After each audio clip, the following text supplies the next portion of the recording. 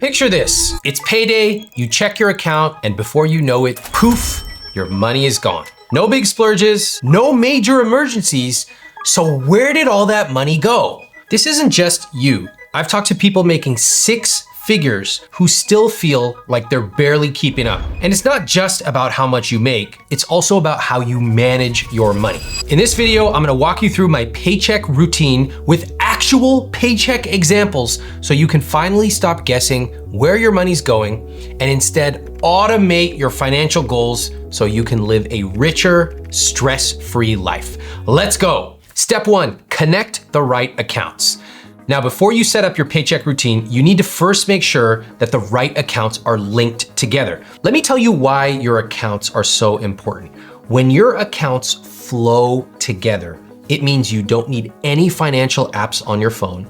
It means you don't need to log into your bank account very often at all. And most importantly, every morning, you know that you're automatically saving, you're automatically investing, and automatically you have money guilt-free that you can spend on the things you love. And it doesn't matter when or how often you get paid, you'll need to create these exact connections, so pay close attention. When you log into any of your accounts, you'll find an option called something like link accounts, transfer, or set up payments. These are all the links you need to make. First, if you haven't already done this, connect your paycheck to your 401k if you're eligible, so it's automatically funded each month. Second, connect your checking account to your Roth IRA or other investment account, savings account, your credit card, and any regular bills that can't be paid using a credit card, like rent or loan payments. Third, connect your credit card to any bills that you've been paying via your checking account. Okay, great. Now all of your accounts are linked. But there's one thing a lot of people don't know. If you have payments that can't be automatically drawn from your checking account, you can still automate the payment using your checking account's bill pay feature, which is free with nearly every account. For example, let's say you pay rent by writing a check and sticking it in an envelope each month. No, thank you. You think I want to be scrounging around my junk drawer looking for a stamp? No. Log into your checking account, set up automatic bill pay for your rent. Your bank will then automatically write a check for you every month and they will mail it to your landlord. Now you can see here how your paycheck and your checking account and your credit card each fund different accounts. With this setup, each account has a specific purpose and that's it. Move on. Now that all of your accounts are linked, it's time for step 2. Create your automatic paycheck routine. Now listen, a lot of you think the magic happens in your bedroom. That is incorrect. This is where the magic happens. Your paycheck routine is how you start saving for your next vacation, investing for retirement, and paying your bills all automatically. No stress, no guilt, no worrying about missing another payment. This step is usually simple, but this is gonna make all the difference. It's just a matter of working with each individual account's website to make sure your payment or transfer is set up for 2 important things. Number 1, the amount you want.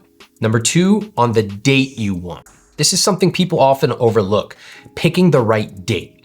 If you set up automatic transfers at random times in the month, this is actually gonna create more work for you because you're gonna have to check in, make sure you have enough money in the account. No! The goal of the paycheck routine is to create less work for you. Let's say your credit card is due on the 1st of the month, but you don't get paid until the 15th. What are you supposed to do? Well, the easiest way to avoid this is to get all of your bills on the same schedule. You can usually do this online or you can call the companies. After your bill dates are aligned, it's time to actually go in and set up the transfers. Here's a pro tip. The first time you set up your paycheck routine, I recommend you leave a buffer of about $500 in your checking account, just in case a transfer doesn't go right.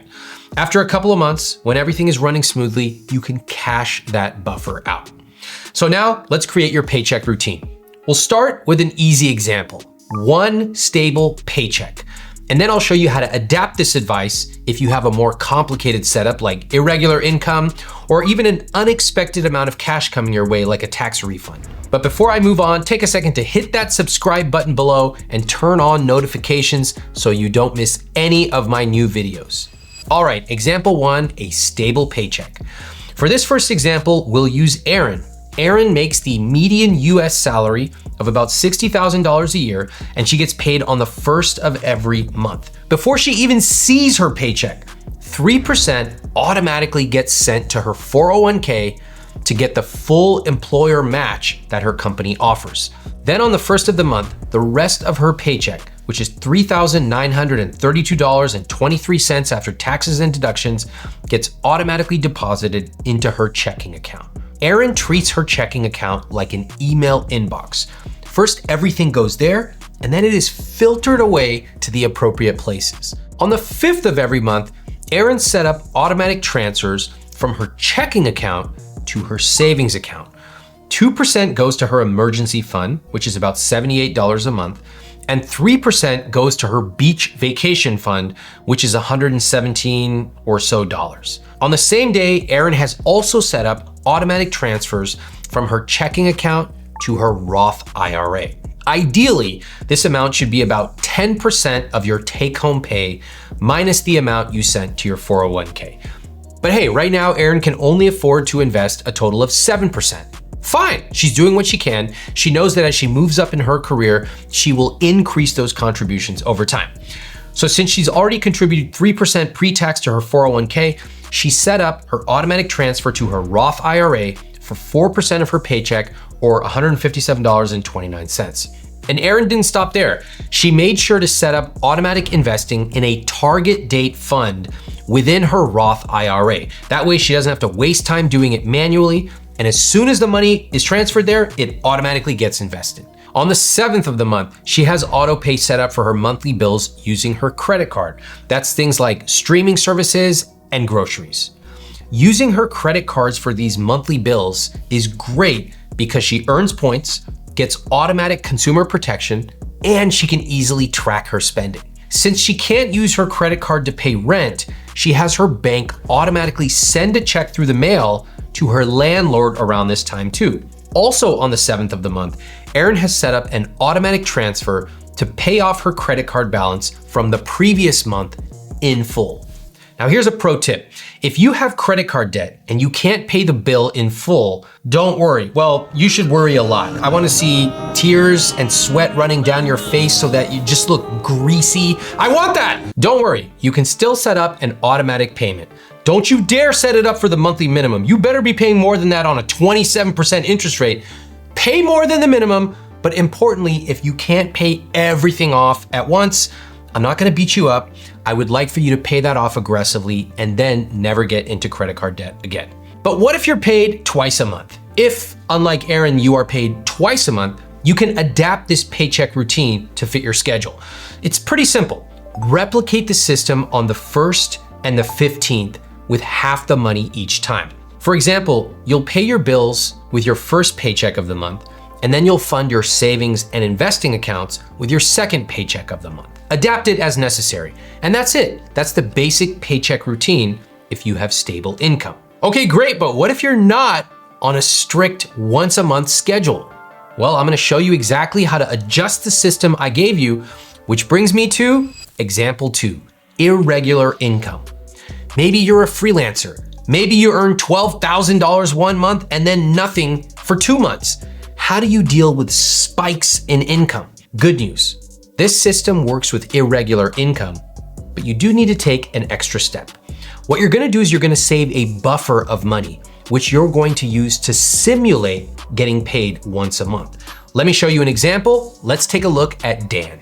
Dan makes irregular income. Some months it's high, some months it's nothing. First, Dan figures out how much he needs to survive on each month. I'm talking about the bare minimum: rent, utilities, food, loan payments, the basics. For Dan, this is about $3,500 per month.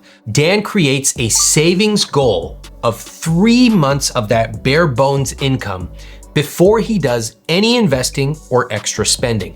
That means Dan needs to save $10,500 in a savings buffer to smooth out months where he doesn't generate enough income.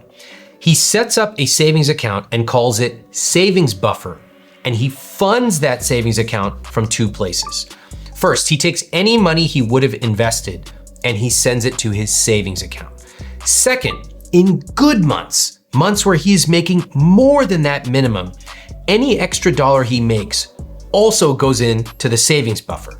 Once Dan has saved up 3 months of money as a cushion, he now has a stable buffer, and he can simulate a stable income even if he doesn't make the same amount each month. For example, a bad month, even one where he makes $0, won't be an issue because he will simply draw from that savings account. And in good months, he will rebuild that buffer by refunding it so that he can maintain his 3-month goal. Through automated savings, he has bought himself time and stability. And now Dan can set up his paycheck routine to work as a stable income, just like Aaron did in example 1. By now, we've covered stable income and irregular income, so let's discuss example number 3, unexpected one-time income. Now, what happens when money falls into your lap, like an unexpected tax return? You know, it's tempting to blow it all on something fun, but actually most people do not follow that instinct. Turns out research shows when people get something like a tax refund, they pay off debt and they build up savings. But I'm gonna give you a little twist. Whenever I receive unexpected income, I have a rule. I use a certain percentage for fun, usually buying something that I've been eyeing for a long time. I always do this. This way I stay motivated to pursue unconventional ideas that might lead to more money. The remaining money goes directly into my investments. This way, I'm enjoying my money and I am building wealth. If you want a simple rule, try 50-50. 50% of money directly into investments, 50% for fun. Then again, if you have credit card debt, I would not be doing that ratio. Adapt it for your own needs. Compare this with not having a plan and letting your money just sorta get spent. No, handling unexpected one-time income like this is really fun and meaningful when you have a plan. If you follow the steps in this video and set up your paycheck routine, your money management is now on autopilot. Not only are your bills paid automatically on time, but you're actually saving and investing effortlessly every month. And when it comes to investing, it's important to remember that building true wealth is slow and gradual, and then it suddenly explodes. I'll show you exactly what I mean in this video.